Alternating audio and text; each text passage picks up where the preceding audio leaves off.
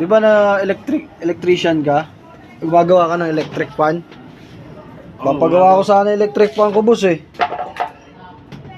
Sige, dali mo. Sige, boss. Naglit na. Kukunin ko, ha. Oo, sige. Bakit ano ba sira na electric fan mo? Nag-overheat, boss eh. Overheat? Kaya mo bang ayusin yung boss? Sige. Dali mo dito. O sige, boss. Dadaling ko, boss. Ayos na kaya yung electric fan na pinagawa ko sa kanya. Siguro ayos na yun. Kukunin ko na nga. Pupuntahan ko na yung electric fan ko. Baka ayos na yun. Overheat lang naman yun eh. Ano, kukunin ko na yung electric fan ko kay boss. Boss! Boss! Kukunin ko na yung electric fan, boss. Ayos na ba, boss? Ayos na. Asa na ba, boss?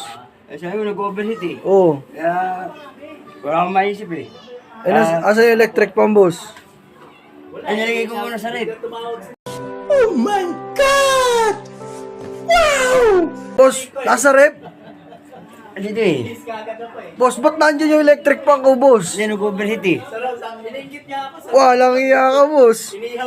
Ba't nandiyan? Overheat nga. Kala ko magaling ka talagang gumawa. Ay, magaling talaga eh. Hindi pre-preserve lang yun kasi mag-overheat eh. Ganun ba yun? Oo.